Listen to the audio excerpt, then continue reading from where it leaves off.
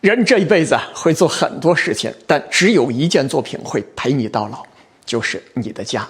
客厅是社交的，卧室是休息的，厨房是功能的，只有卫生间是纯粹属于你自己的。